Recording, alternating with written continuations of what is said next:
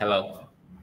Hello, আসসালামু আলাইকুম ভাই এবং আসসালামু আলাইকুম আজকের উপস্থিত সকল অডিয়েন্সকে। তো আজকের এই আমাদের সবার এত লং অ্যাওয়েটেড যে সেশনটা, অলরেডি আমরা সবাই সেশনটার নাম জানি, যে to know the success journey of Zahiruddin Piyal ভাই from CUET mechanical to Meta. তো এটা নিয়ে আসলে ক্যারিয়ার ক্লাবের, যেটা সত্য কথা ভাই, ক্যারিয়ার ক্লাবের সবাই অনেক বেশি এক্সাইটেড ছিল যে হুম, এরকম একটা ইন্টারেস্টিং একটা টপিকের উপর একটা সেশন নেওয়া হবে। জুনিয়রদের অনেক রিকোয়েস্ট ছিল এটার উপরে। তো ফাইনালি আমরা আমাদের লাইভটা নিয়ে চলে আসছি। অ্যান্ড প্রথমে আমার রিকোয়েস্ট থাকবে হচ্ছে আমাদের ক্যারিয়ার ক্লাবের যারা আছে, স্পেশালি যারা অফিসার বা হচ্ছে এক্সিকিউটিভ মেম্বার যারা আছে, সবাই হচ্ছে আমরা লাইভটা শেয়ার করে দিব আমাদের বিভিন্ন রেসপেক্টিভ ডিপার্টমেন্ট গ্রুপস গুলোতে এবং কমন যে গ্রুপগুলো আছে চুয়েটের, অ্যান্ড সবাই মেসেঞ্জারের মাধ্যমে সবাইকে রিচ আউট করবো।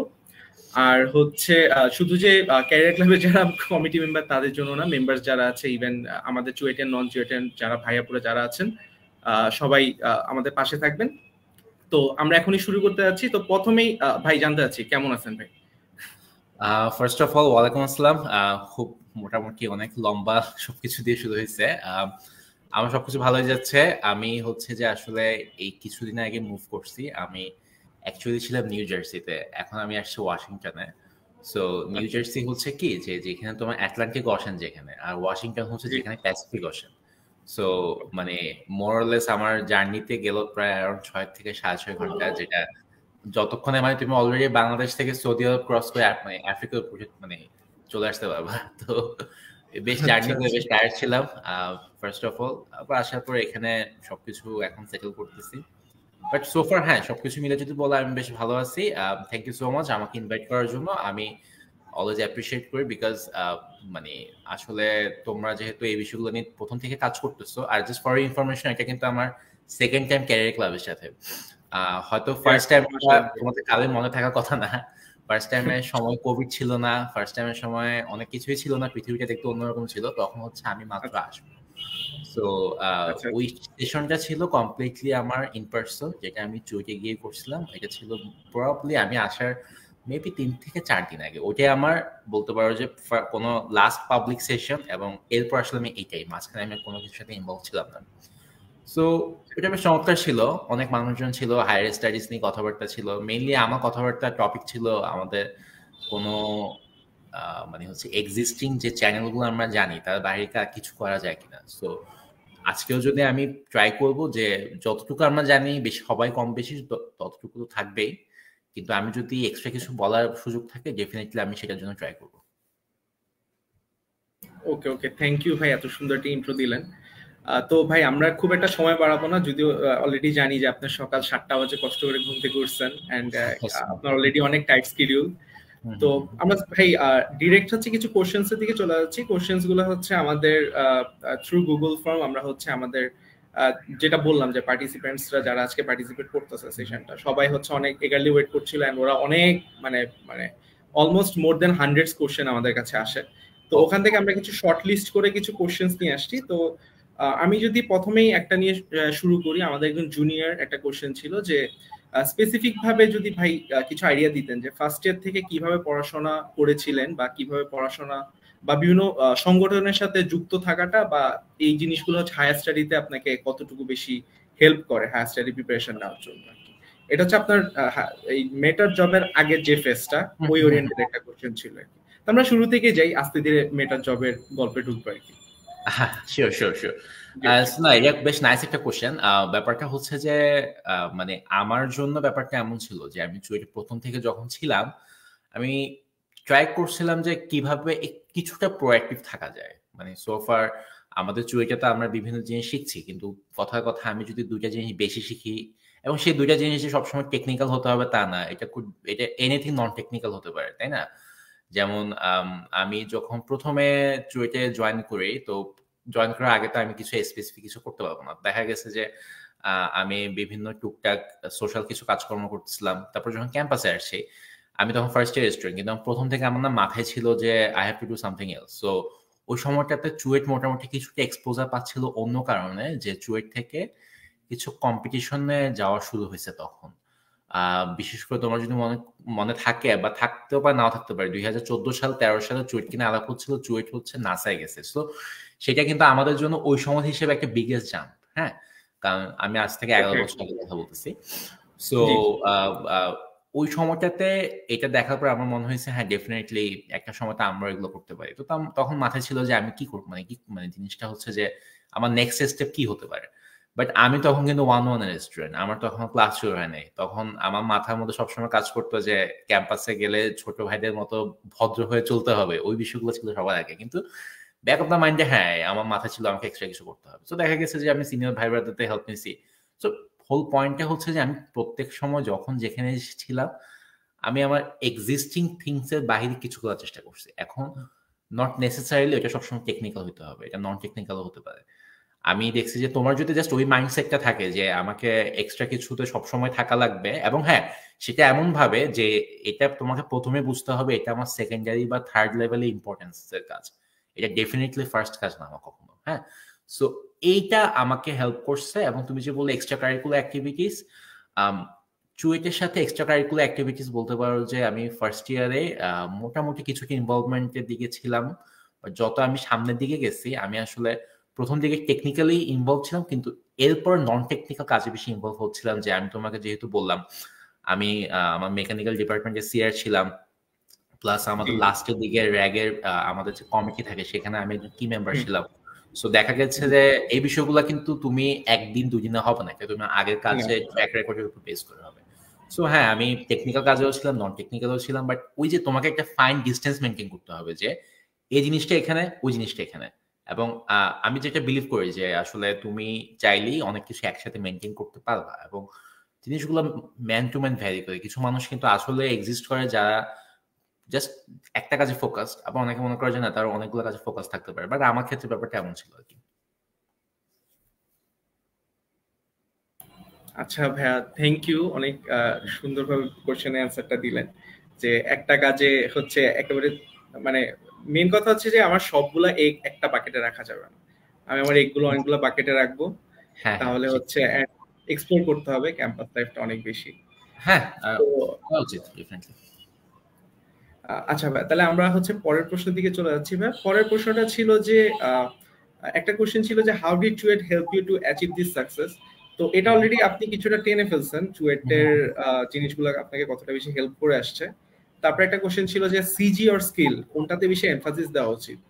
তো এটাও মোটামুটি আপনি কিছুটা টানছেন, তাও যদি ভাই এটা নিয়ে একটু কিছু আমি বলেন। দুইটা একসাথে বলতেছি।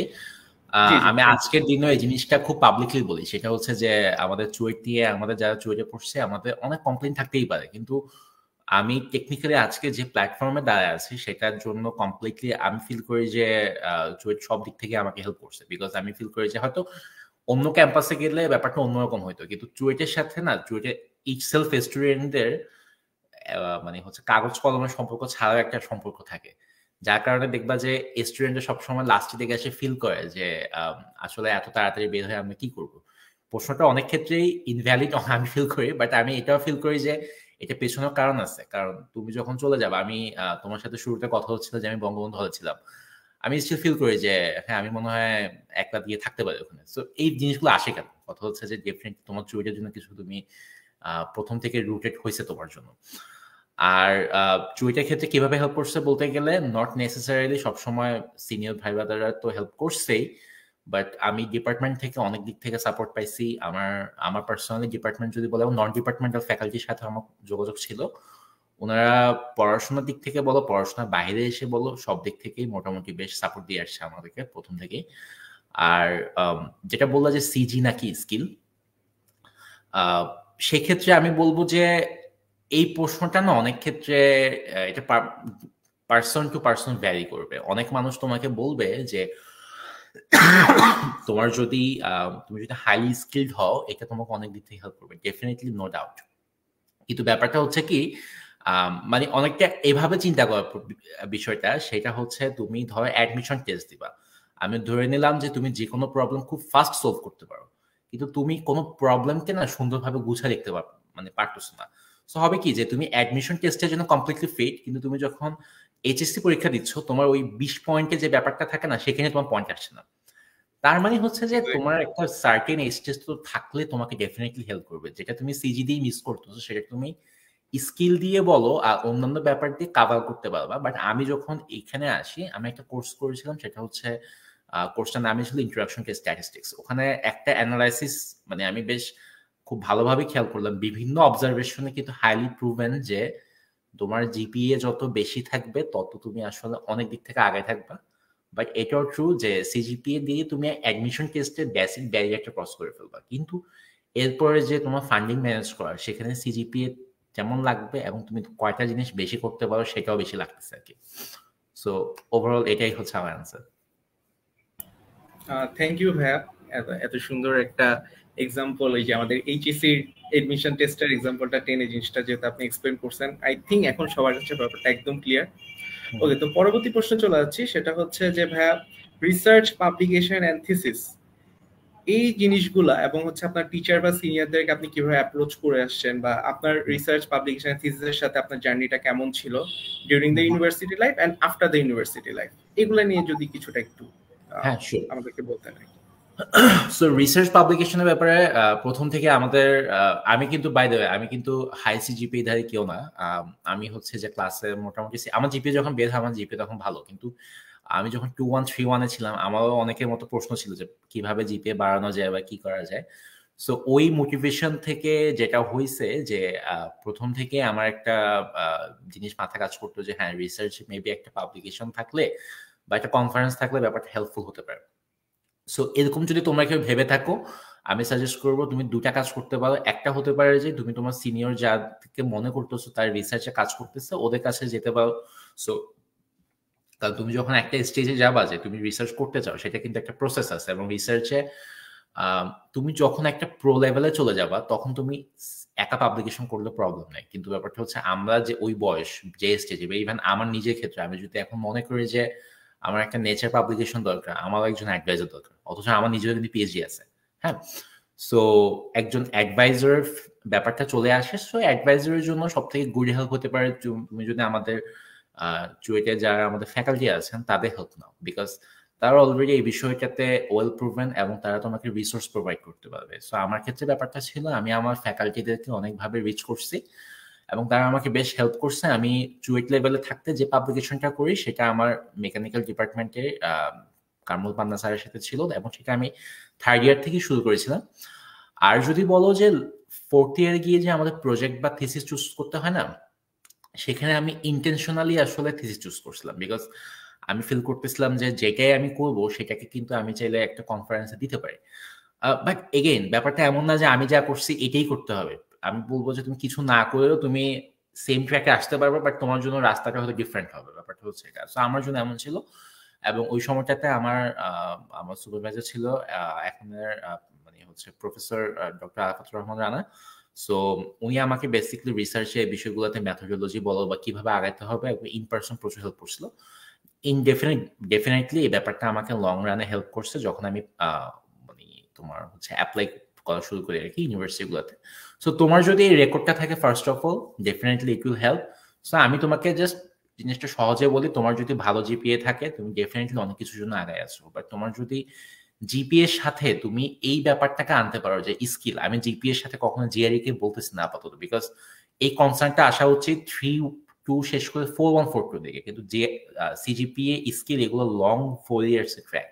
এগুলো তুমি 3 মাসে একটা তুমি যদি বলো যে তুমি 3 মাসে পাইথন শিখবা, ডেফিনেটলি তুমি শিখবা, বাট তোমার শেখাটা 3 মাসেই হবে। তুমি যে মানুষটা প্রতিদিন সকালে 1-2 ঘন্টা করে কোডিং করে আসছে 4 বছর ধরে, তুমি আরো কিন্তু সেম না। সো আমি বলবো যে তুমি অ্যাজ এ স্টুডেন্ট সবসময় সিজিপিএ এবং স্কিল এই দুটাকে ফোকাস করো এবং ডেফিনেটলি সিজিপিএ সবার আগে আসবে। এরপর হচ্ছে যে তুমি স্কিলের দিকে যাচ্ছ, তারপর তুমি চিন্তা করতে পারো যে রিসার্চের জন্য কি করা যায়, স্যারদের কাছে যেতে পারো। এই অ্যাপ্রোচগুলো তুমি মোটামুটি 4-1 থেকেও শুরু হতে পারে। তারপর এইগুলো যদি ফলো করো ভালো। এখন এই 3-4টা কি এলিমেন্টের মধ্যে যদি 2-1টা মিসিং থাকে দ্যাটস অলসো ফাইন, কারণ একটাকে অলওয়েজ সাপ্লিমেন্ট করবে সবসময়। তারপরে যদি বলো আমার এখান থেকে বের হওয়ার পর চুয়েট থেকে বের হওয়ার পর রিসার্চে আমি কিভাবে ইনভলভ ছিলাম, আমি চুয়েট থেকে আসলে ব্যাপারটা হচ্ছে কি আমি চুয়েট থেকে বের হওয়ার আসলে আমি 1.5 মাস আগেই আমি জবের জন্য অ্যাপয়েন্টেড হই। সো আমার জন্য ওই ট্রানজিশনটাও বেশ টাফ ছিল। সো এগুলো খুব চমৎকার কথা ছিল ওই সময়ের জন্য যে আমি বের হওয়ার আগে জব পাইছি, বা এখানের জন্য আমি সেম সিচুয়েশন ফেস করছি। বাট এগুলা আসলে এই ট্রানজিশনটা তোমাকে বেশ কঠিন সিচুয়েশনের মধ্যে ফেলবে আর কি, যে তুমি সকালে করতে হবে অফিসের কাজ, বিকালে করতে হবে যে ক্যাম্পাস থেকে আসো সেখানে যে কাজগুলো রেখে আসছো সেগুলো। সো ওই ট্রানজিশনটা স্মুথ ছিল, বাট ওই ট্রানজিশনের পর আমি যখন জবে ঢুকি ততদিনে কিন্তু আমার জিআরই টোফেল সব দেওয়া শেষ। এটা আমার একটা স্ট্র্যাটেজিক পার্ট ছিল। আমি কিন্তু চুইট থেকে বের হওয়ার আগে আমার জিআরই টোফেল দিয়ে ফেলছিলাম, এবং এটা আমি সবাইকে বলে আসতেছি। গুড পার্ট হচ্ছে যে এখন অনেকেই জিনিসটা করে আসতেছে। তো যেটা হয়েছে যে আমি এন্টায়ার জব টাইমটাতে আমাকে দিনের জবে আমাকে কখনো এসব কি ভাবতে হয়নি। রাতের বেলা এসে হয়তো আমি আমার মতো অ্যাপ্লাই করতাম বা আদার্স বিষয়গুলো আগাতাম, বাট আমি তখন রিসার্চে আসলে ইনভলভ ছিলাম না ডিরেক্টলি। যখন আমি আবার এখানে আসি তখন আমি হেভিলি রিসার্চিং ইনভলভ হয়ে যাই আর কি। যাক ভাই, ধন্যবাদ ভাই এত সুন্দর করে এত গুছিয়ে জিনিসটা সবাইকে বুঝিয়ে দেওয়ার জন্য। আচ্ছা ভাই, এরপর আমরা চলে যাচ্ছি হচ্ছে ফুল ফান্ড স্কলারশিপে যেতে কি কি রিকোয়ারমেন্ট লাগবে এবং ভার্সিটি চয়েসের ক্ষেত্রে হচ্ছে কি কি বিষয়কে হচ্ছে আমরা প্রাধান্য দিব, পিএইচডি করতে গেলে কি কি কি জিনিস জানা লাগবে এবং প্রফেসরদের কিভাবে অ্যাপ্রোচ করা যায়। এই কোশ্চেনটা হচ্ছে আমাদের হচ্ছে যারা ফ্রেশ গ্র্যাজুয়েট আর কি, ওয়ান ইট ব্যাচ, ওখানকার এক সিনিয়রদের পক্ষ থেকে একটা কোশ্চেন, এন্ড এটা ওনারা চাচ্ছেন যে আপনারা সিএসসি ট্রিপল ই সিভিল মেকানিক্যাল যে কোনো ইয়ের জন্যই যদি একটু বলতেন আর কি। হ্যাঁ হ্যাঁ শিওর। সো আমি যেটা বললাম যে তোমার ডেফিনেটলি তোমাদের যাদের জিপিএ তোমাদের ভালো অবস্থায় আছো সেই সংখ্যাটা কিন্তু অত বেশি না আমাদের চুয়েটা সব কিছু মিলে চিন্তা করলে। সেই সংখ্যাটা আমি ধরে নিলাম, আমি ভালো জিপিএ বলতে একটা আমি থ্রেশহোল্ড ঠিক করে দিই। আমি বললাম ধরো 3.5 আপ, একদম আমি একটা জাস্ট কমন ম্যানারে চলে আসলাম। বাট হ্যাঁ ডেফিনেটলি আমি বলতেছি না যে 3.5 বা 3.9 সেম। তুমি ধরলাম এই রেঞ্জে উপর উঠে গেছো, আর তুমি যদি 3.67 উপর হও ডেফিনেটলি তুমি অনেক দূর অলরেডি চলে আসছো তোমার রাস্তার মধ্যে। তোমাদের জন্য তোমাদের সিজিপিএ তোমাদেরকে অনেক দিক থেকে হেল্প করবে, তোমরা অনেক ভালো ভার্সিটিতে অ্যাপ্লাই করতে পারবা। আর যারা আমার মতো ছিল যাদের জিপিএ 3.5 বিলো, আমি বলতে যাচ্ছি যে 3.5 বিলো ক্ষেত্রে আমি যা বলবো এটা 3 থেকে 3.3 জন্য কথাটা অ্যাপ্লিকেবল। আর যারা 3 এর নিচে আসো সেখানেও তুমি ডেফিনেটলি তোমার জন্য তো একটা ওয়ে থাকবে। আমি বলতে যাচ্ছি যেই তুমি একটা জিপিএ নিয়ে বের হওয়া 2.5 নিয়ে যদি বের হও তোমার জন্য একটা ওয়ে থাকবে। কথা হচ্ছে তোমার হয়তো স্ট্র্যাটেজিক পার্টটা ডিফারেন্ট হবে। সো তোমাদের জন্য আমি যদি বলি যে এখানে অ্যাডমিশনটা টোটালি ভালো ভার্সিটি থেকে যদি লাস্টের ভার্সিটিতে আসো দুইটা অ্যাপ্রোচে হবে। একটা হচ্ছে গিয়ে তোমার সেন্ট্রাল অ্যাপ্লিকেশন, আর সেকেন্ডটা হচ্ছে যে প্রফেসর বেসড অ্যাপ্লিকেশন। সেন্ট্রাল অ্যাপ্লিকেশনে তুমি সেন্ট্রালি অ্যাপ্লাই করবা, সেন্ট্রালি অ্যাপ্লাই করার পর যদি তুমি ওদের ক্রাইটেরিয়াগুলো মিট করতে পারো, ওদের যে বেসিক ক্রাইটেরিয়াগুলো আছে, এবং সেন্ট্রাল অ্যাপ্লিকেশনে তোমাকে কিন্তু কাউকে ইমেল দেওয়ার প্রয়োজন নেই, তুমি অ্যাপ্লাই করো। অ্যাপ্লাই করার পর তোমাকে কথা কথা ফেব্রুয়ারি মার্চের মধ্যে জানাবে যে হ্যাঁ আপনাকে আমরা অ্যাকসেপ্ট করলাম, বা কি হিসেবে। কিছু ডিপার্টমেন্টে পলিসি থাকে, তুমি যখনই পিএইচডিতে যাবা তুমি অটোমেটিক একটা ফান্ডিং এর জন্য এনরোল, অ্যাটলিস্ট নেক্সট 1 ইয়ারের জন্য। সেখানে তুমি টিচিং অ্যাসিস্ট্যান্টের বিভিন্ন কাজকর্ম করবা। আর কিছু কিছু ভার্সিটি থাকে তুমি সেন্ট্রালি চান্স পাওয়ার পর সে তোমাকে বলবে এখন তোমাকে তোমার ফান্ডটা ম্যানেজ করতে হবে। এটা কমপ্লিটলি ইউনিভার্সিটি পলিসির উপর ডিপেন্ড করে, এবং সেক্ষেত্রে তুমি তখন প্রফেসর থেকে রিচ করতে পারো। এটা একটা অ্যাপ্রোচ, এবং সেই লাক্সারিতে তুমি আসতে পারো তুমি যদি প্রতিটা ভার্সিটিতে অ্যাপ্লিকেশন করার মতো তোমার পকেটে একটা গুড অ্যামাউন্ট থাকে, এবং সেক্ষেত্রে তুমি 10টা ভার্সিটিকে শর্ট লিস্ট করতে পারো। সেটা একটা অ্যাপ্রোচ। সেকেন্ড অ্যাপ্রোচটা হচ্ছে যেটা আসলে আমি ফলো করছি, সেটা হচ্ছে যে আমার ডিসিশনগুলো নেওয়ার পিছনে একটা রিজন ছিল এটা যে আমি যেহেতু এই বিষয়গুলোতে আমার প্রথম থেকে প্ল্যান ছিল যে আমি এই বিষয়গুলো কমপ্লিটলি নিজেকে নিজে সাপোর্ট করে যাব।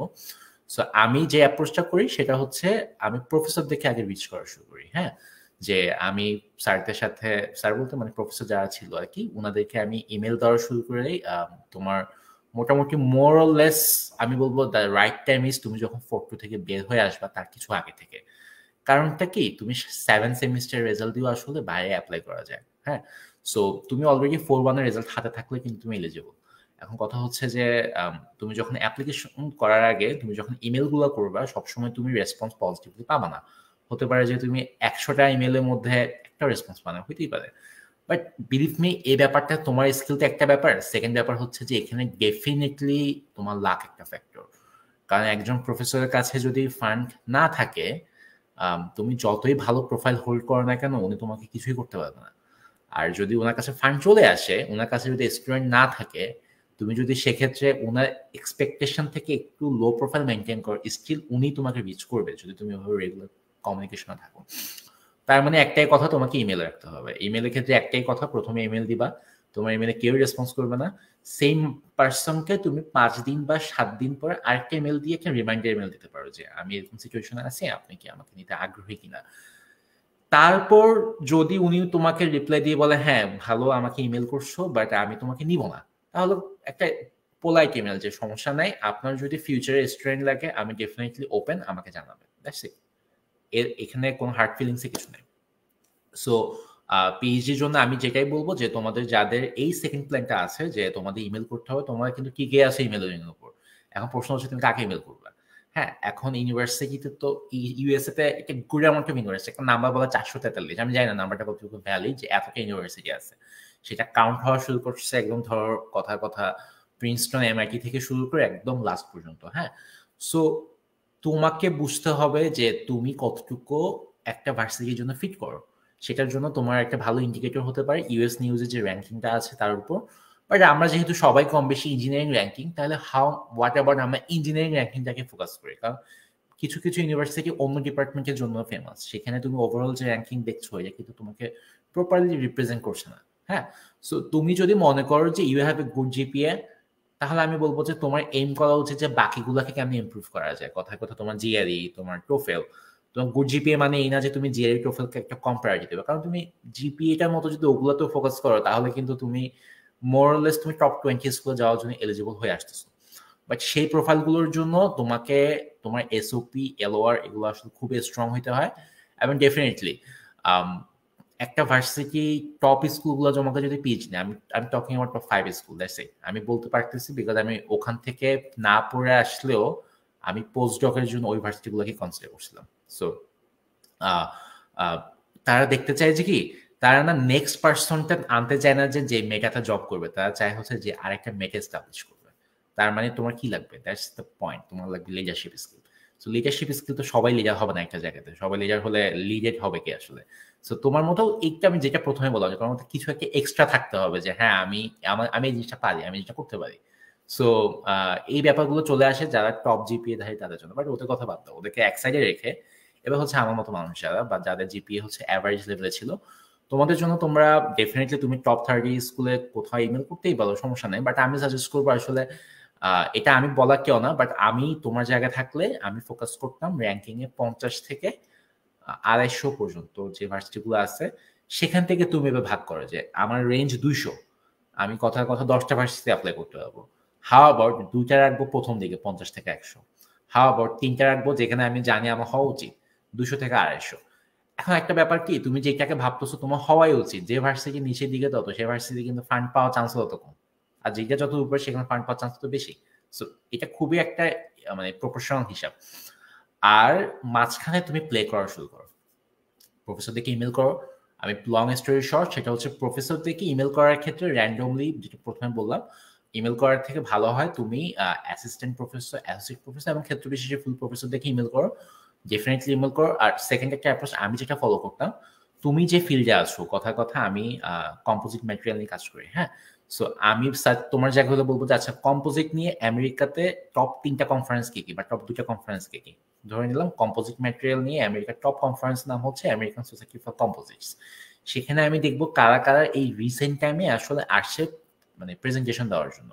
কারণ প্রফেসরদের এটা একটা ট্রেন্ড যে তারা অলওয়েজ তাদের সোসাইটির সাথে ইনভলভ থাকতে চায়। সো যারা যারা ওখানে প্রেজেন্ট করছে লাস্ট নেমটা মোস্ট প্রবাবলি প্রফেসরেরই হয়, এবং যারা কনফারেন্সে অ্যাক্টিভলি প্রেজেন্ট করে এদের বেশিরভাগের কাছে আসলে ফান্ড থাকার চান্স অনেক হাই। সো এটা একটা অ্যাপ্রোচ, এটা আমি সেই 5 বছর আগে সেম কথাটাই বলছিলাম যে তুমি এই অ্যাপ্রোচটা করতে পারো, এবং আমি কিন্তু এই অ্যাপ্রোচ করা মাত্র আমি আবার ইমেলে রিপ্লাই পাওয়া শুরু করি। আর সেকেন্ড একটা অ্যাপ্রোচ হচ্ছে যে 4142 থেকে তুমি লিঙ্কডইন প্রোফাইলটা বিল্ড করা শুরু করো। অলরেডি অনেকেই আমি দেখতেছি বাংলাদেশে এখন করতেছে, আমাদের সময় কালচারটা ছিল না। তুমি কি করবা, তুমি তোমার প্রথম টার্গেট থাকবে যে এখানে যত সিনিয়র তুমি যাদেরকে চিনো তারা কিন্তু তোমার ইনভাইটেশন অ্যাকসেপ্ট করবে, করা উচিত। হ্যাঁ, ওদেরকে যখন দিবা ওরা তোমাকে অ্যাকসেপ্ট করবে। তো তুমি যখন একটা গ্র্যাজুয়েট লেভেলের লোকজনকে তোমার বেল্টের মধ্যে নিয়ে আসতেছো, ওদের সাথে কিন্তু ওদের প্রফেসররা সামহাউ কানেক্টেড। তো বেশিরভাগ ক্ষেত্রে আননোন পার্সনকে মানুষ অ্যাকসেপ্ট করে না, কিন্তু আমি যদি দেখি যে আমার 5টা মিউচুয়াল কানেকশন আছে, আমার একটু প্রবণতা থাকবে আচ্ছা আমি দিয়ে দেখি, তোমার কানেকশন অ্যাকসেপ্ট করার প্রয়োজন নেই, উনি যদি তুমি ফলো করে দেখো উনি কি করে। এভাবে তুমি ওখান থেকে ওনার সাথে রিলেটেড প্রফেসর দেখে অ্যাক্সেস করতে পারবা। সো তুমি যদি 6 মাসের মধ্যে তোমার লিঙ্কডিনটা এমন হয় যেখানে শুধুমাত্র স্টুডেন্ট বাইরে যারা পড়ে এবং যারা বিভিন্ন প্রফেসর, তুমি তো চিনো না, কথা কথা তুমি একটা ইউনিভার্সিটির নাম শুনলা এবং সেখানে প্রফেসরকে তুমি দিয়ে দিলা, হয় কি এই প্রফেসরদের যখনই ফান্ডিং হয় তারা খুব দ্রুত জানান দেয় যে আমার স্টুডেন্ট লাগবে, কারণ তারা চায় যে তুমি যত বেশি অ্যাডভার্টাইজ করতে পারবা তুমি ভালো স্টুডেন্ট পাওয়ার চান্স তত বেশি। তো তুমি লিঙ্কডিনটাকে এস্টাবলিশ করতে পারো। আমি টুইটার করি না, বাট মানুষ বলে টুইটারের ভালো অপশন এই জিনিসগুলো পাওয়া যায়। So off to off the শেলফে এসে তুমি যেটা করতে পারো যে তোমার লিঙ্কডিন টুইটার 1 নাম্বার, আর সেকেন্ড হচ্ছে যেটা বললাম যে কনফারেন্সে যে ট্রেন্ডটা এইটাকে ফলো করো। সো আর থার্ড যেটা হচ্ছে অ্যাভারেজ, যে ভার্সিটিগুলোকে তুমি চুজ করছো সেই ভার্সিটি তোমার ডিপার্টমেন্টে যে গিয়ে যে প্রফেসরদেরকে মনে হয় তোমার সাথে রিলেভেন্ট ওদেরকে জাস্ট একটা বেসিক একটা হাই হ্যালো ইমেল দিয়ে আসতে পারো। সো এই হচ্ছে টোটাল অ্যাপ্রোচের জন্য আর কি আমার জন্য।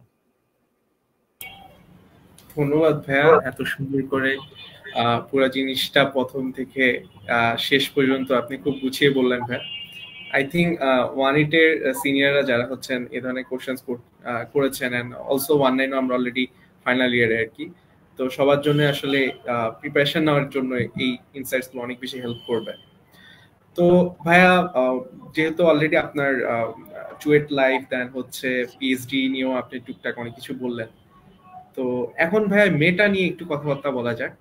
তো এত আপনার কাছে তো অনেকগুলো অপশন ছিল, অ্যাজ পার আই নো আপনার একটা ইউনিভার্সিটিতে আপনি অ্যাসিস্ট্যান্ট প্রফেসর হিসেবে আপনি অপরচুনিটিস পান জব করার, আপনি পোস্ট ডক্টর একটা ইয়েও পান, ফেলোশিপও পান, অ্যান্ড সাইমultaneously আপনি মেবি ইন্টেলও কোলাটেরাল ইঞ্জিনিয়ার হিসেবে অফার পান। তো এত কিছুর মাঝখানে মেটাটা চুজ করলেন কেন, এটা একটা কোশ্চেন। আর একটা হচ্ছে যে মেটায় জব করার মানে এই প্রিপারেশনটা কখন থেকে নেন যে হ্যাঁ আমি মেটাতে অ্যাপ্লাই করব বা মেটা ইজ এ টার্গেট, সো ওই টার্গেটটা কিভাবে সেট করলেন? আচ্ছা, আমি আসলে থ্যাংক ইউ এই প্রশ্ন করার জন্য, প্রশ্ন খুবই চমৎকার। বিষয়টা হচ্ছে আমাদের টাইম খুব কনস্ট্যান্ট, সো আমি অনেক কিছুই ট্রাই করব যতটুকু মানে ওভারভিউ দিয়ে বলা যায়। তারপর যদি আমি কিছু প্রশ্ন মিস করে থাকি আমি তোমাদের জন্য বলবো যে প্রশ্নগুলো তুমি এক সাইডে রেখে দাও, সেখানে আমরা হয়তো কোনো পার্সোনাল ইভেন্ট করতে পারি যেখানে আমি আলাপ করব, তুমি জাস্ট ওইটাকে ভিডিও আকার পরে জুম থেকে বা কোথাও থেকে আপলোড করে দিতে পারো। হ্যাঁ, আমি যদি কিছু মিস করি আমি বলবো কি, কারণ আমার জার্নিটা একরকম ছিল বাট মোস্ট অফ টেন এটা কনভেনশনাল জার্নি না। আমি প্রথম থেকেই আসলে বেশিরভাগ ক্ষেত্রে আমার অনেক জার্নি নন কনভেনশনাল সিস্টেমে বা নন ট্রেডিশনাল ওয়েতে গিয়ে আমার করতে হয়েছে। এখন তুমি যদি আমাকে বলো যে আমি মেটার জন্য প্রিপারেশন কবে থেকে নিয়েছি, অ্যান্সার হচ্ছে আমি আসলে না মেটার ব্যাপারে ওভাবে না প্রথম থেকে ডিটারমাইন্ড ছিলাম না। সো আমার জার্নিটা একরকম ছিল সেটা আমি বলবো, বাট আমি বলবো যে যারা তোমরা আসছো আমার অবজারভেশনে তোমার যদি টার্গেটে থাকে যে তুমি টপ 5টা তোমার লেভেলে কোম্পানিতে যাবা, নট নেসেসারিলি মেটা, হতে পারে যে তুমি ধরো কথা কথা বায়োমেডিক্যাল ইঞ্জিনিয়ারিং এ জয়েন মানে করেছো, সেক্ষেত্রে তোমার মাথায় থাকবে টপ 5টা বায়োমেডিক্যাল ডিভাইস কোম্পানি বা হচ্ছে টপ যেগুলো ফার্মাসিউটিক্যাল কোম্পানি সেগুলো জয়েন করো। সো সেক্ষেত্রে যদি প্রথম থেকেই জানো তোমার এটাই প্ল্যান, তাহলে আমি সাজেস্ট করবো তুমি মাস্টার্সে আসো বা পিএইচডিতে আসো। প্রথম বছরে না পারলেও ডেফিনেটলি সেকেন্ড বছর থেকে তুমি ইন্টার্নশিপের জন্য ট্রাই করো। কারণটা হচ্ছে যে ইউএস এর জব মার্কেটটা কিন্তু আসলে এখন খুব একটা সুবিধাজনক না। অনেকেই জব পাচ্ছে ডেফিনেটলি, এটাও তো ট্রু, আবার অনেক এক্সিস্টিং মানুষকে জব থেকে ছাঁটাই করা হচ্ছে। হ্যাঁ, সো সেইখানটাতে তুমি কেমনে আগায় থাকবা? বাংলাদেশের মার্কেটটাতে তুমি আসলে এক্সট্রা কিছু কাজ শিখলে তুমি আগায় থাকবা, কিন্তু এখানে তোমার মতো সবাই প্রতিদিন অনেক কিছু শেখা ট্রাই করছে। সো তুমি আসলে নিজেকে যদি আউটস্ট্যান্ডিং হিসেবে প্রুভ করতে চাও, আমি বলবো তুমি যদি সেকেন্ড ইয়ার থেকে তোমার রিলেটেড কোম্পানিগুলোতে তুমি কথা হচ্ছে যে ইন্টার্নশিপ ম্যানেজ করতে পারো এবং তোমার ওভারঅল পিএইচডি যদি 4 থেকে 4.5 বছর হয়, এই অ্যাপ্রোচে গিয়ে যদি তুমি টোটাল 2টা বা 3টা ভালো ইন্টার্ন ম্যানেজ করতে পারো, there is a good chance যে তোমাকে ও হচ্ছে রিটেইন করবে যখন তুমি সব শেষ করবা। সো আমাদের যে অ্যাপ্রোচটা আমরা ভাবি যে পড়াশোনা শেষ করে তারপর কিছুদিন ইন্টার্ন তারপর জব করা যায়, সেটাও একটা অ্যাপ্রোচ, বাট অফ দ্য শেলফে মানে একটু রেকর্ডের বাইরে এসে এটা কিন্তু একটা কমনলি একটা কমন কালচারাল প্র্যাকটিস যে তুমি first second year third year fourth year থেকে যে কোম্পানি তোমার চয়েসে আছে, কথা কথা তুমি আমার জায়গাতে আছো, তোমার টার্গেট হচ্ছে মেটাতে জয়েন করা বা ইন্টেলে জয়েন করা বা অ্যামাজনে জয়েন করা, তুমি প্রথম থেকেই হচ্ছে যে ইন্টার্নের জন্য ট্রাই করবা। ইভেন ইন্টার্নও কিন্তু বেশ কম্পিটিটিভ, কারণ তুমি যদি ইন্টার্নের জন্য এসে বড় কোম্পানিতে চুজেন হও, you are there for some reason, তুমি অনেক মানুষের ক্রস করে এসেছো। সো তার জন্য তোমার প্রিপারেশনটা হওয়া উচিত প্রথম থেকেই, যে যখন তুমি তোমার পিএইচডি শুরু করলা বা মাস্টার শুরু করলা, ওই ওই রিলেটেড যে মানুষগুলা ওখানে যাচ্ছে তাদের সাথে যোগাযোগ করো, যে তাদের স্কিলের সাথে তোমার স্কিল ম্যাচ করো, কি আছে কি মিসিং।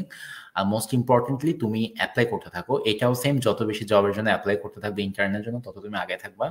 এবং এই ইউএসএ তে যে ইন্টার্নগুলো জুন জুলাইতে শুরু হয়, সেগুলো অ্যাপ্লিকেশন কিন্তু নভেম্বর ডিসেম্বরে করতে হয়। So as much as application. আর সেকেন্ড, ওই যে বললাম না নেটওয়ার্কের ব্যাপারটা, তোমার নেটওয়ার্কের লিঙ্কডিনে যদি সেই মানুষগুলো থাকে যারা আসলে ইন্টার্নের জন্য কাউকে খুঁজছে, তাদেরকে তাদের পোস্টটা পাওয়ার পর তুমিও সেখানে সিভি কাভার লেটার দিয়ে অ্যাপ্লাই করবা, এবং তুমি ইন পার্সোনাল একটা নোটও দিয়ে দিতে পারো যে আমি অমুক, আমি এই এই কাজগুলো পারি। সো এই পার্সোনাল নোটগুলো দেওয়াটা আমি মনে করি হেল্পফুল। এটা কাইন্ড অফ অনেকটা এমন যে বাংলাদেশে তুমি যদি জব করতে চাও, তুমি চাইলে এইচআর কে আলাদাভাবে তোমার সিভিটা পাঠিয়ে রাখতে পারো, সামহাও তোমার সিভিটা যদি ফার্স্ট রাউন্ডে সিলেক্টেড না হয় তার জন্য। যদিও এটা সবাই করা যায় তা না, বাট আমি এটা আমার সাজেশন। এই অ্যাপ্রোচগুলো যদি ফলো করো, ডেফিনেটলি তুমি যখন ফোর্থ ইয়ারে বের হবা একদম ফ্রেশ গ্র্যাজুয়েট হিসেবে, তুমি মোর দেন কোয়ালিফাইড, বিকজ তোমার দুইটা ভালো ইন্টার্ন আছে, বা দুইটা ভালো ইন্টার্ন না, দুইটা ইন্টার্ন আছে। এটা তোমাকে হেল্প করবে।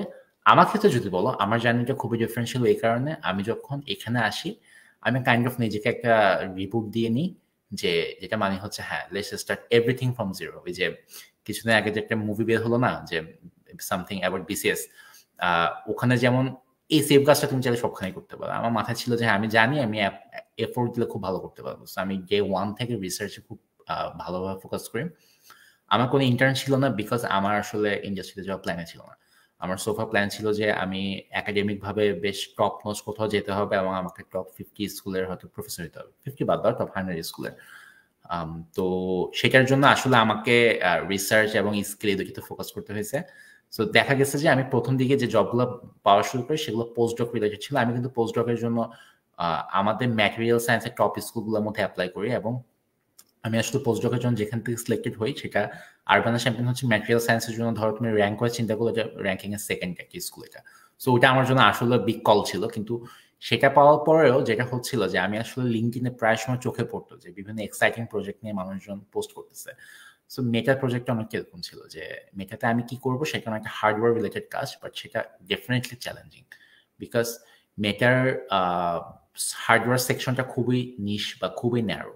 হ্যাঁ, এই সেকশনটাতে সফটওয়্যারের কথা যদি বাদ দিই আমি, এখানে তা অনেক অ্যাপ্লিকেন্ট থেকে 2-4 জন অ্যাপ্লিকেন্ট শুধু চুজ করবে। সো আমি জাস্ট র্যান্ডমলি হয়তো কোনো একদিন ল্যাব থেকে এসে রাতের বেলা আমি হয়তো শুয়ে যাব, আমি মোবাইলে অ্যাপ্লাই করা শুরু করি আসলে। তো আমি জাস্ট বেসিক কয়েকটা জিনিস অ্যাপ্লাই করা শুরু করি, এবং আমি আরও কিছু কোম্পানিতে অ্যাপ্লাই করি। প্রশ্নটা আসে যখন আমি ফ্যাকাল্টি পজিশন না, মেইনলি আমি পোস্ট ডকটাকে বেশি ফোকাস করছিলাম। তো মোটামুটি পোস্ট ডক থেকে আমি ইন্টারভিউ দিয়ে দিই, বাট আমি রেসপন্স তখনও পেতে সময় লাগছিল। তাই আমি ভাবলাম আচ্ছা আমি ইন্ডাস্ট্রিতে ট্রাই করে দেখি। তো তখন যেটা হয়েছে যে আমি আসলে যে বললাম যে প্রথম 4 বছর আমি ইন্ডাস্ট্রি নিয়ে ফোকাস ছিলাম না। তো আমি আসলে আমি নিজেও যে খুব ইন্ডাস্ট্রি চিনি তাও না।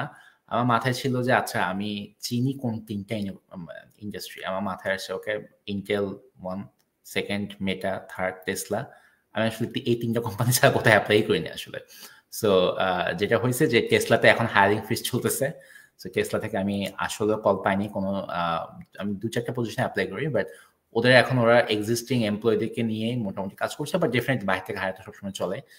আর হচ্ছে যে আমি ইন্টেল মেন্টের যে দুটিতে অ্যাপ্লাই করি বেশ পজিটিভ ভাবে আগে। ব্যাপারটা হচ্ছে তোমার প্রোফাইল যখন ম্যাচ করবে, এখন প্রোফাইলটা ম্যাচ করাটা কিভাবে? আমি কি 4 বছর আগে জানতাম যে মেটা জব করবো? মানে কখনোই না। আমি যতটুকু সম্ভব আমার ফিল্ডে যতটুকু জানা দরকার আমি ততটুকু জানার চেষ্টা করছি। ডেফিনেটলি আমি সবটুকু জানি নাই, বাট তোমার যদি চেষ্টাটা থাকে না, তুমি আস্তে আস্তে দেখবা যে তুমি অনেক কিছুর জন্য কোয়ালিফাইড হওয়া শুরু করবা।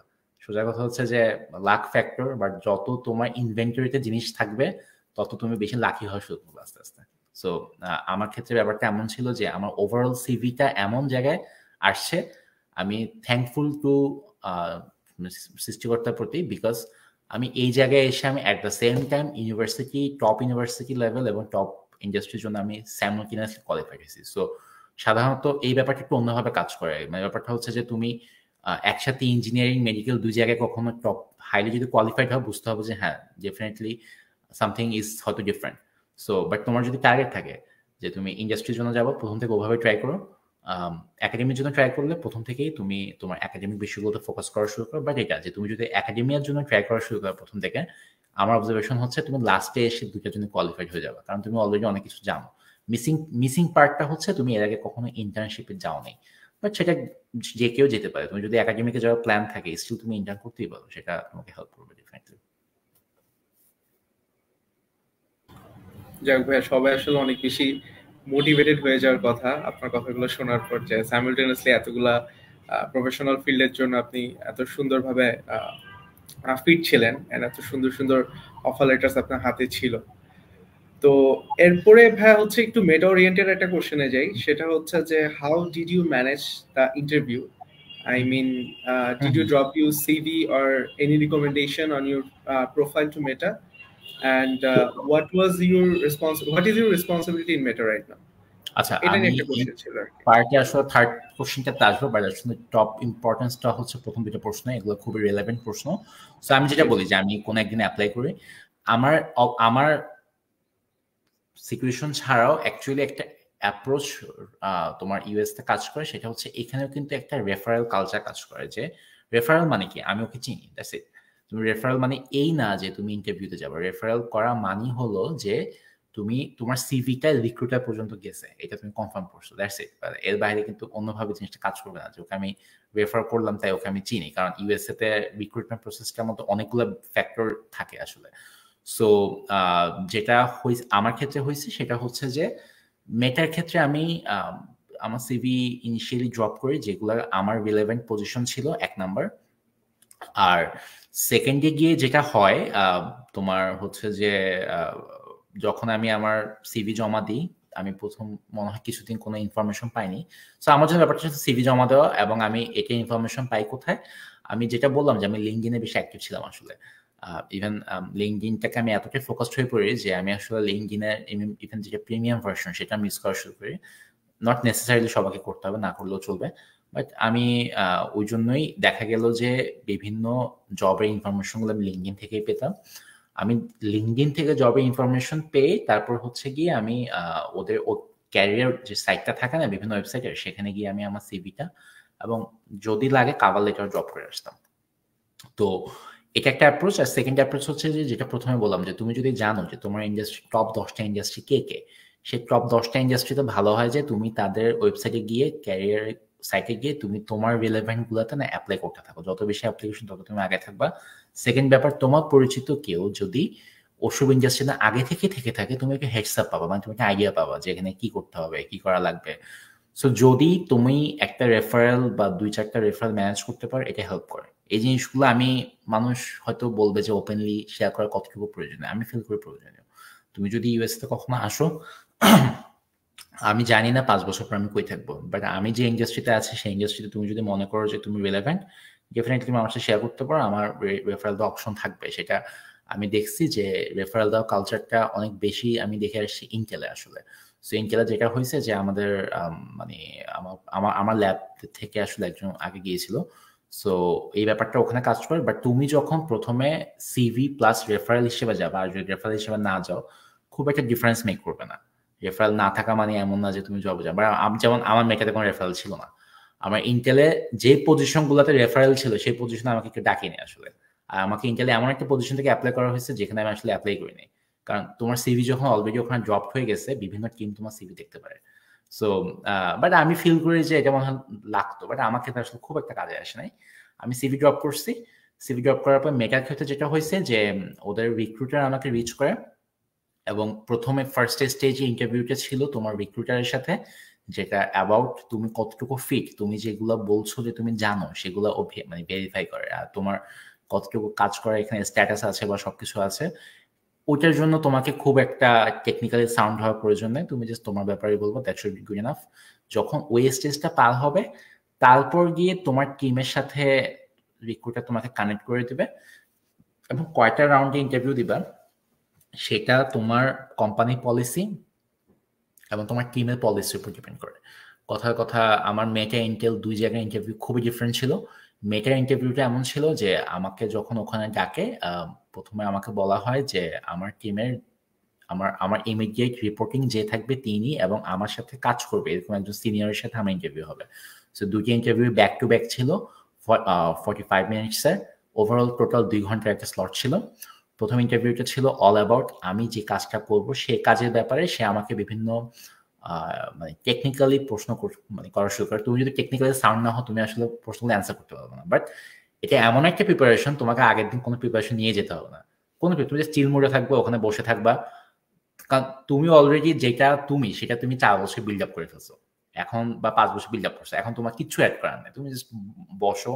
আমাকে যেমন বললো, যেমন আমরা যারা সিভিল মেকানিক্যাল যারা আছো তারা হয়তো বুঝতে রিলেট করতে পারো, যে বা তোমরা যারা সিএসতে আছো তারা পারবা, যে সিমুলেশনের যে ব্যাপারগুলো থাকে, যে ফাইনাল এলিমেন্ট অ্যানালাইসিস গুলো থাকে।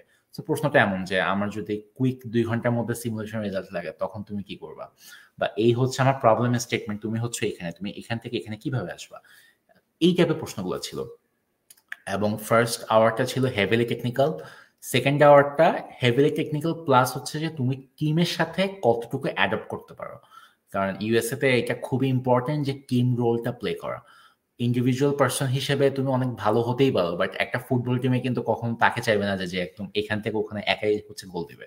সো আমার দরকার এমন কাউকে যে হচ্ছে পাস দিয়ে খেলতে পারবে। সো এটাই উনি ইনশিওর হতে চাইছে যে তুমি টিম এফোর্ট বুঝো, তোমার মধ্যে ডাইভার্সিটি ব্যাপার আছে, যে তুমি ফিল করতে পারো যে যে কোনো ব্যাকগ্রাউন্ডের মানুষই তোমার টিমে লাগবে, স্পেসিফিক কোনো এথনিক গ্রুপের লোক না।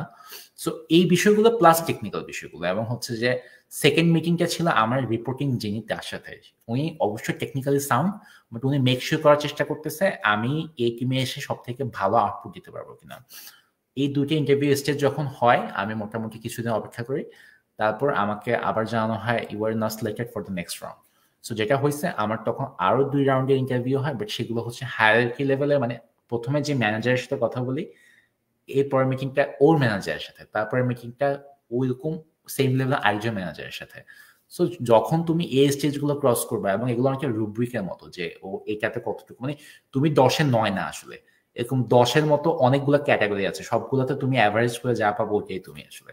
সো এই ওখানের জন্য যেগুলো বেশি ইম্পর্টেন্ট ছিল আমি কতটুকু টেকনিক্যালি সাউন্ড, আর সেকেন্ড ব্যাপার হচ্ছে যে কতটুকু আমি টিমের সাথে, বা কতটুকু তুমি ইনস্ট্যান্ট একটা প্রশ্ন অ্যান্সার করতে পারো। তোমাকে কিছু শিখে যেতে হবে না, তুমি আসলে যেটাই তুমি সেটা এক্সপ্রেস করবে, এবং that should be fine I believe. এটা ছিল মেটার অ্যাপ্রোচ। আর ইন্টেলের ক্ষেত্রে আমি খুব শর্টে বলি, যেহেতু আমি পজিশন অ্যাকসেপ্ট করি নাই, সো আমি খুব ডিটেলে যাব না। সেটা হচ্ছে যে প্রথমে যখন অ্যাকসেপ্ট হয় একটা 5 জনের প্যানেল ছিল, সেই 5 জনের প্যানেলে আমার সাথে সবার সাথে ইন্ডিভিজুয়াল একটা মিটিং হয় আধা ঘন্টা করে। টুকটাক কিছু নন টেকনিক্যাল প্রশ্ন ছিল এবং বেশ পরিচয় মানে পর্ব ছিল, কোনো টেকনিক্যাল কথাবার্তা তেমন ছিল না। যখন আমি সেটাতে সিলেক্টেড হই তারপর আমাকে বলে যে এই 5 জন প্যানেল থেকে তোমাকে সিলেক্ট করা হয়েছে নেক্সট ইন্টারভিউর জন্য। তাতে কি হবে, তাতে হচ্ছে যে তুমি একটা 2 ঘন্টার একটা প্রশ্ন তোমাকে প্রবলেম সলভিং করতে দেবে। এটার সাথে তোমরা যারা সিইসি তে আসো তোমরা রিলেট করতে পারো, তোমাদের ইন্টারভিউ গুলো মোস্ট অফটেনে হয় কি প্রবলেম সলভ করতে দিবে তোমাকে ইনস্ট্যান্ট। আমাকে করতে আমার ফিল্ডে যে কাজগুলো ছিল, তো আমাকে একটা কোশ্চেনের প্যাটার্ন পাঠিয়ে দেওয়া হয়, তুমি তোমার মধ্যে অ্যান্সার করো, অ্যান্সার করার পর 1 ঘন্টা বা 2 ঘন্টার হবে। তারপর ওদের সাথে তোমার 1 ঘন্টা মিটিং হবে। ওই 5 জনের প্যানেলকে তুমি প্রত্যেকটা প্রশ্ন তুমি ডেসক্রাইব করবা, সব যখন বলছো, সব যখন করা হয়েছে, তারপর তারা টাইম নিবে, টাইম নিয়ে বেশ কিছুদিন টাইম নিবে, এবং ডিপেন্ড করে প্রজেক্টের উপর, হয়তো টাইম নাও নিতে পারে। তারপর তোমাকে জানাবে হ্যাঁ আমরা তোমার সাথে মুভ করছি। সেক্ষেত্রে অনেক কোম্পানি তোমাকে বলবে হ্যাঁ তুমি কি সাইট ভিজিট করতে চাও কিনা, তুমি তোমার এই সাইটে যাওয়া আসার সব খরচ ওরাই দিবে। তুমি দরকার হলে ওদের প্ল্যান্টে গিয়ে বা ওদের অফিসে গিয়ে তোমার বাকি যাদের সাথে কাজ করবো ওদেরকে দেখাশোনা করতে পারো, বা তোমার কাজটা পছন্দ হয় কিনা দেখতে পারো, তারপর তুমি চলে আসতে পারো। সো এরপরের স্টেপগুলো হচ্ছে যে ডিপেন্ড করে অনেক কিছু, বাট ইনিশিয়ালি তোমার স্টেজগুলো ধরে নাও টেকনিক্যাল, নন টেকনিক্যাল। টেকনিক্যাল সাইডে তোমার কাজ রিলেটেড, আর নন টেকনিক্যাল সাইডে তুমি কতটুকু টিম প্লেয়ার আর কতটুকু তুমি কুইক আউটপুট দিতে পারো। কারণ ইন্ডাস্ট্রি লেভেলে 99% অ্যাকুরেসি লাগে না, 85% বা 90% গুড এনাফ। সো উইথ অতটুকুটাই ওরা দেখতে চায় আর কি। সো এই হচ্ছে ওভারঅল একটা আইডিয়া। আর থার্ড প্রশ্ন যেটা, যে মেটাতে আমি কি করি, মেটাতে মেইন কাজগুলো হচ্ছে যে তোমার যে নেক্সট জেনারেশন ম্যাটেরিয়াল গুলো দেখো। একটা নেক্সট জেনারেশন ম্যাটেরিয়াল আমার পিছিয়ে দেখা যাচ্ছে, এটা কিন্তু ইন্টেনশনাল ছিল না, এটা হয়ে গেছে, আমি এখন খেয়াল করলাম, বুঝতে পারতেছো। সো টেকনিক্যালি এগুলো বানানোর জন্য তো কিছু লোকজন দরকার, তাই না? সো আমি হচ্ছে যে মেটার রিয়েলিটি ল্যাবে জয়েন করছি। সো তোমরা গুগলে সার্চ করে দেখতে পারো মেটার রিয়েলিটি ল্যাব। এটা মেইনলি হলো যে এখন যে আমাদের ওকুলাস যে প্রোডাক্টগুলো আসছে, প্লাস আমি ডিপ ডাউনে যাবো না, যতটুকু আসলে কমার্শিয়াল লেভেলে মানুষ জানতে পারে সেগুলোই ডিসক্লোজ করবো। সেটা হচ্ছে যে এই টাইপের আইটেমগুলো, তারপর হচ্ছে যে ফেসবুক ইনস্টাগ্রামকে যেসব হার্ডওয়্যারের মধ্যে ইন্টিগ্রেট করা হবে সেগুলো আশা করি আজকে যেমন 5 বছর পর এমন থাকবে না। অনেকটা ভাবতে পারো টেলিফোনের মতো, আজকে যেমন একটা ছোট মোবাইল হয়ে গেছে। বাট এগেন আমি তো এটার জন্য যে মেটাকে আমাকে কখনো ডাকবে আমি শিওর ছিলাম না। আমি material science mechanical engineering background, আমি সেটাতে সব থেকে ভালো করার চেষ্টা করছি। এখন এই ব্যাকগ্রাউন্ডে কিছু লোক ওদের টিমের প্রয়োজন, ওদের একটা সেপারেট ডিভিশন আছে। আমি এমন লোকজন দেখছি যারা ফিলোসফিতে পড়াশোনা করছে, যেমন আমি দুজনের সাথে আমার নিউ রিক্রুট আমার সাথে হচ্ছে যে লাঞ্চে যাই, একজন হচ্ছে এমআইটি, একটা হচ্ছে ইউসিএল এর। তার মধ্যে একজন হচ্ছে ফিলোসফি ব্যাকগ্রাউন্ডের, তো সে তো আশা করি মেটার জন্য ফিলোসফিতে কখনো পড়ে নাই। তো আমার কথা এটা যে মেটার জন্য তোমার কিছু করতে হবে না। হাউ অ্যাবাউট তুমি যেটা করতেছো সেখানে তুমি এক্সেলেন্ট হওয়ার চেষ্টা করো, that should be good enough. কারণ এটাই তোমাকে নেক্সট স্টেপগুলোর দিকে, রাস্তাগুলো তোমার জন্য ইজি হবে। এবং আজকে যে আমি তোমার জায়গায় দাঁড়ায় আছি, আমি কিন্তু স্টিল না নতুন কিছু শেখার চেষ্টা করতেছি। কারণ তোমাকে এহেড অফ দ্য টাইমে গিয়ে ভাবতে হবে যে 5 বছর পর কোন জিনিসটা শিখলে তুমি টিমমেটদের থেকে আগে থাকবা।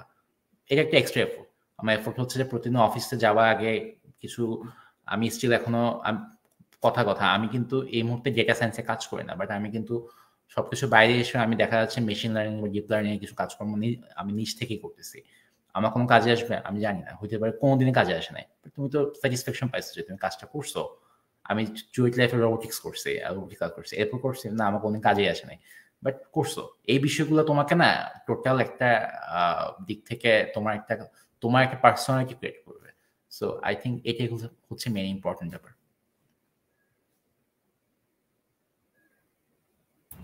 থ্যাংক ইউ ভাই, আসলে খুবই ইন্টারেস্টিং লাগলো, অনেকগুলো নতুন নতুন ফ্যাক্ট জানতে পারলাম আমরা।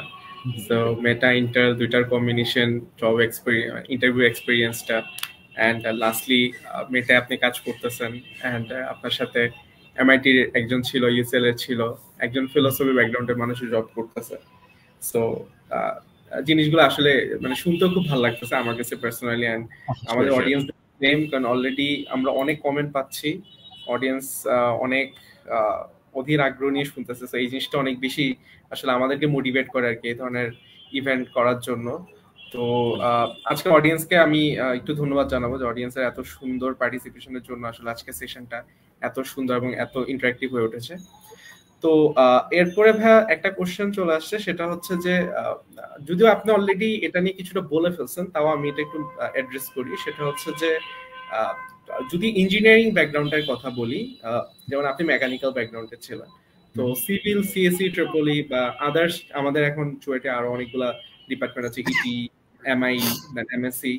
তো সবকিছু মিলিয়ে যদি আমি বলি, তো আমাদের ইঞ্জিনিয়ারদের জন্য মানে সব ডিপার্টমেন্টের পার্সপেক্টিভে যদি একটু বলতেন যে মেটার মতন কোম্পানিগুলোতে আসলে ইটস নট লাইক যে হ্যাঁ আপনি মেকানিক্যালের বা সিওসি হার্ডওয়্যারের কাজ করতেছে যে জাস্ট ওদের জন্যই আছে, বা যদি স্পেসিফিকলি বলি হয়তো আপনি বলতে পারেন যে সিভিলের জন্য কি কোনো অপরচুনিটিস আছে কি নাই, বা পিএমইর জন্য কোনো অপরচুনিটিস আছে কি নাই, এভাবে যদি ভাই একটু স্পেসিফিকলি যদি একটু বলতেন যে আদার্স যে ইয়েগুলো আছে, ডিপার্টমেন্টস গুলো আছে, ওদের জন্য এক্সপ্লোর করার চান্সেসটা কেমন?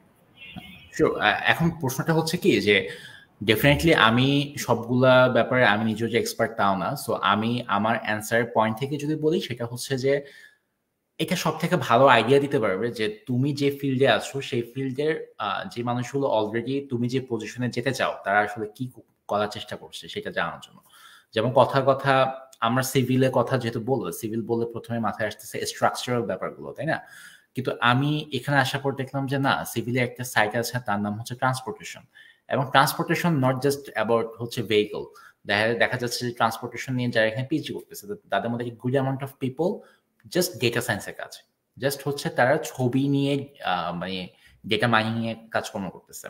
তো ব্যাপারটা খুব একটা যাচ্ছিল না প্রথমে আমার দৃষ্টিতে। কি তুমি সিভিলে ডেটা মাইনিং, কারণ আমরা ক্যাম্পাস থাকতে দেখতাম যে আমাদের এই ডিপার্টমেন্টে যারা হচ্ছে ডিফারেন্ট সেকশনে তারা ফিল করতো যে আচ্ছা কিভাবে আমি একটা রোবোটিক্স ক্লাবের সাথে বা কিভাবে আমি কথা অন্য টেকনিক্যাল ক্লাবের সাথে নিজেকে কানেক্ট করতে পারি, তাই না? সো আমার কথা হচ্ছে যে তুমি বুঝো যে তোমার মার্কেটে তোমার সিচুয়েশনে এখন কি প্রয়োজন।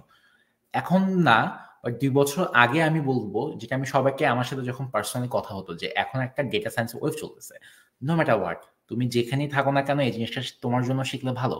সো এইটা আমি দেখলাম কোথায়, এখন কিন্তু ইকোনমিক্সের বিভিন্ন প্রবলেম সলভ করতে, অনেক কিছু করতে দেখা যাচ্ছে যে ডেটা সায়েন্সের ব্যাপারটা চলে আসতেছে। হ্যাঁ, আমাদের সময় যেটা ছিল, যারা আমরা আমাদের সময় ছিল, আমাদের সময় মেশিন লার্নিং ওয়েভটা আসে না ওইভাবে। সো তখন মাথায় ছিল যে না, আমার মনে হয় ফাইনাইট এলিমেন্টের সিমুলেশন জানা দরকার, যারা অ্যাটলিস্ট মেকানিক্যাল বা সিভিলে আছে। সেম ভাবে তোমাদের কম্পিউটার সায়েন্সের কথা যদি আসো, ডেফিনেটলি তোমার কনভেনশনাল অ্যাপ্রোচে যাবা, বাট তোমাকে একটু বুঝতে হবে যে নেক্সট জেনারেশন কোন দিকে যাচ্ছে, নেক্সট 10 বছর পর কি হতে পারে। সেটার জন্য আমি একটা কি ওয়েট বলতে পারি যে তুমি যে ফিল্ডে আছো, ভালো হয় যে তোমার ফিল্ডে তুমি 10টা মানুষের সাথে কানেক্ট করো যারা ইউএসএ তে মাস্টার্স পিএইচডি বা অ্যাটলিস্ট ইউএসএ তে গ্র্যাজুয়েট লেভেলে আসছে বা জব করতেছে। ওদের সাথে যখন কথা বলবা, you will get a very good answer of what's next, next দুনিয়াটা কি চায়। হ্যাঁ, এইটা দিয়ে তোমার একদম ভালো আইডিয়া হবে। এখন কথার কথা তুমি যদি বলো আমাকে পিএমই নিয়ে কি হচ্ছে, frankly speaking I don't have a good answer. But আমি বলতে পারি যে যারা পিএমই কেন, আদার্স যে ডিপার্টমেন্টগুলো আছে, তোমার যদি টার্গেট থাকে যে তুমি দেশের বাইরে আসবে, সেটার জন্য তোমাকে প্রথম থেকে মাথায় রাখতে হবে আমি কেমনে আসবো, সেটার জন্য প্রিপেয়ার হচ্ছি। প্লাস স্কিল যে আমি কোনটা শিখবো, কিছু বেসিক স্কিল তো তুমি চাইলে শিখতেই পারো। কথা কথা তুমি সি শিখলা, যেটার জন্য কোনো ব্যাকগ্রাউন্ডেরই প্রয়োজন নেই। হ্যাঁ, এগুলো ছাড়াও আর কি লাগবে তার জন্য আমি বলবো যে তুমি এখানে যারা আছে তাদের সাথে কানেক্ট করো, যে ভাই আপনার কি মনে হয় যে কোন সফটওয়্যারটা এখন ভালো মার্কেটে চলতেছে। বিলিভ মি, আমি 4th ইয়ারে এসে এই প্রশ্ন অনেক মানুষকে করি, এবং এই প্রশ্নটা মানুষ অনেকভাবে ভালোভাবে নাও নিতে পারে। মানুষ বলতে পারে যে মার্কেটে চলতেছে এটা বা কেমন কথা। আমার কথা হচ্ছে এটাই মোস্ট রিলেভেন্ট প্রশ্ন, বিকজ তুমি এখন কথা কথা কম্পিউটার সায়েন্সে তোমরা যারা পড়তেছো, তুমি যদি এখন ফোরট্রানে বেসিক শেখা শুরু করো, এটা তো রেলেভেন্ট না, তাই না? সো তুমি শিখতেই পারো, কোনো প্রবলেম নেই। তোমাকে এবার তোমার শিখতে হবে যে 5 বছর পরে কি আদৌ কোডিং লেখাটা ইম্পর্টেন্ট হবে, নাকি তখন জেনারেটিভ এআই এটাকে রিপ্লেস করে নেবে। আমি এখন দেখতেছি মানুষ জেনারেটিভ এআই কে খুব ভালোভাবে ইউজ করতেছে। সো আমার অ্যান্সার গুলো সবগুলো আমার ডোমেনের সাথে রিলেটেড। বাট সেম ভাবে তুমি যদি বাকিদের সাথে কথা বলে এটা ফিগার আউট করতে পারো, I think it will be good start for you. Okay, ধন্যবাদ ভাইয়া। ওকে, সো আমরা এখন হচ্ছে চলে যাচ্ছি আমাদের কমেন্ট বক্সের কিছু কোশ্চেন ছিল। তো কমেন্ট বক্সের সবগুলা কোশ্চেন নিতে পারছি না, বাট হচ্ছে একটা কোশ্চেন নিব একটু সামারি করে, দুইটা জিনিসের সামারি করে। সেটা হচ্ছে যে এই যে ভাই আপনার চুয়েট লাইফ, দেন হচ্ছে আপনার পিএইচডি আপনি করলেন, এখন আপনি জব ফিল্ডে আছেন। তো এই সব ক্ষেত্রে দেখা যাচ্ছে যে অনেক সময় তো অনেক বেশি হতাশা, কোথাও না কোনো জায়গায় অবশ্যই হতাশা আসছে। কিছু জায়গায় দেখা যাচ্ছে না আর হচ্ছে না, আর পারছি না, তো মোটিভেশনের কিছু অভাব থাকে। তো এই ক্ষেত্রে আপনি এই জিনিসগুলো কিভাবে রিকভার করলেন, যে কিভাবে নিজেকে কনসিস্টেন্ট রাখছেন এতদূর পর্যন্ত? আর কোন মানুষগুলো আপনার পাশে ছিল, বা যাদের নাম না বললেই নয়, ফ্যামিলি হতে পারে বা অন্য যে কেউ হতে পারে। সো এগুলো নিয়ে যদি একটু বলতেন যে আপনাকে মেন্টাল পিসটাকে দিয়ে আসছে, আপনাকে মেন্টাল সাপোর্টটাকে দিয়ে আসছে throughout this whole journey. Sure sure. So আমি যখনই কোনো এই টাইপের প্রবলেম ফেস করি, আমি অনেকগুলো সিচুয়েশনের মধ্যে দিয়ে বিভিন্ন সময় গেলাম। দেখা যাচ্ছে যে এক্সপেক্টেড যেটা হচ্ছে সেটা হয় নাই। তোমরা বলতে পারো যে আমি 2018 ডিসেম্বরে বের হয়ে 19 সেপ্টেম্বরে চলে আসছি, বাট না, আমার আসার কথা ছিল 19 এপ্রিলে। আমি কিন্তু সেটার জন্য অফার লেটার পাই, সেই অফার লেটারটা আমি যেমন চাচ্ছিলাম তেমন হয় নাই। দেখা গেছে এই বিষয়গুলো আমাকে অনেক হতাশ করছে। অনেক মানুষের ব্যক্তিগত অনেক কারণ থাকে, অনেক কিছু থাকে। বাট শুধু যদি কাজ রিলেটেড বলি, যে যেখানে আমি খুব হতাশার দিকে যাচ্ছি, আমি হতাশার মধ্যে বিভিন্ন সময় ফেস করছি, বিকজ এই জিনিসটা আমি ফার্স্ট ইয়ার থেকে ফেস করে আসতেছি। বিকজ আমি সবসময় আমার প্লেটে যতটুকু জায়গা, আমি তার থেকে বেশি কিছু নেওয়ার ট্রাই করে আসছি। দেখা গেছে যে আমি 1-2 থাকতেই 3-4-1 লেভেলের কন্টেস্টে আমি পার্টিসিপেট করছি।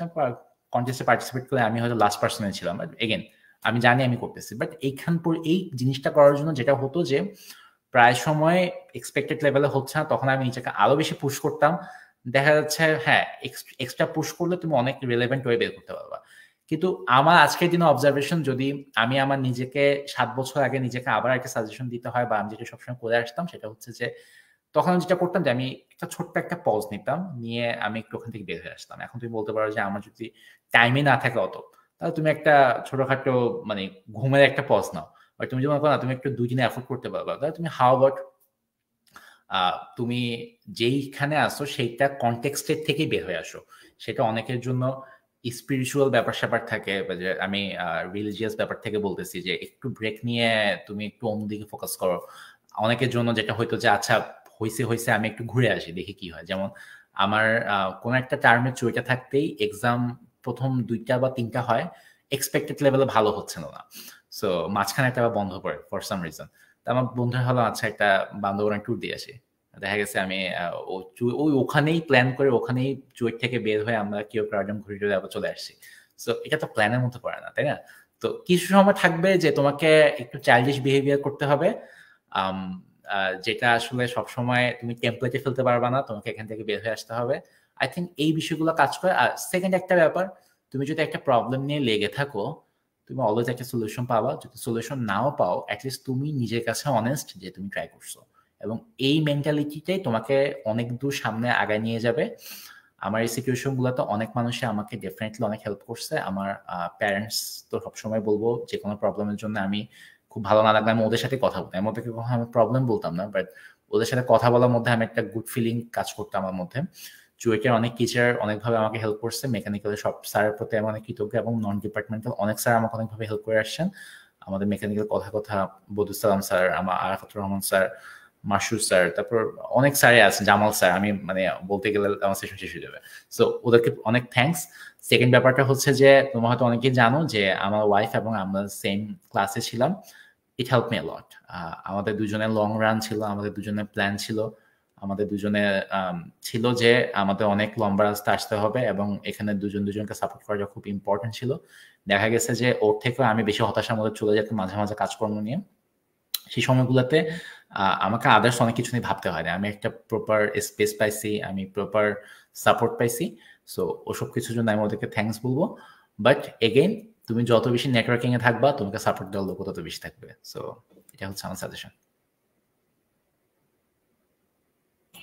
থ্যাংক ইউ ভেরি মাচ ভাইয়া। তো আমরা আরেকটা লাস্ট কোশ্চেন নিব আমাদের কমেন্ট বক্স থেকে, যেটা এইমাত্র আমাদের একটা কমেন্ট আসলো, সেটা হচ্ছে যে what are the insights you have learned from your journey.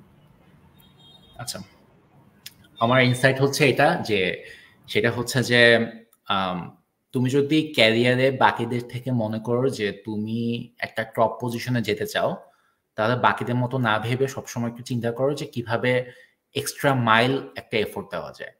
তোমাকে আমি বললাম যে তুমি 5 মাইল হেঁটে আসো, হাউ আবার তুমি 5.1, ওই ছোট্ট একটা 0.1 করো জাস্ট। তুমি যখন প্রতি সময় যেটাতে তুমি এফোর্ট দিচ্ছ, কথার কথা তুমি চাচ্ছ 5 বছর পর তুমি সব থেকে ভালো পিয়ানো বাজাতে চাও, তোমার যতটুকু পরিশ্রম করা দরকার তুমি যার থেকে একটু এফোর্ট দাও, এই জিনিসগুলা আই থিঙ্ক তোমাকে সবসময় অনেক দূর আগায় রাখবে।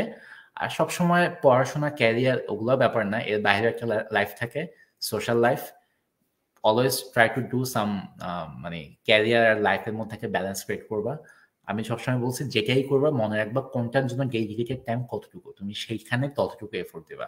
তুমি যদি জানো যে তোমার বন্ধুদের সাথে আজকে একটা গ্যাদারিং এ হবে, তোমার রাতে একসাথে মুভি দেখবা, প্রবলেম নাই। তোমার যদি পরের দিন কোনো স্কেজুল না থাকে তাহলে প্লিজ কন্টিনিউ। বাট তুমি যদি জানো তোমার পরের দিন সকাল 8টা বাজে ক্লাস, তাহলে তোমাকে বুঝতে হবে যে তোমার কোথায় স্টপ হইতে হবে। সো যদি তুমি প্রপারলি মেনটেন করতে পারো, it should be good enough.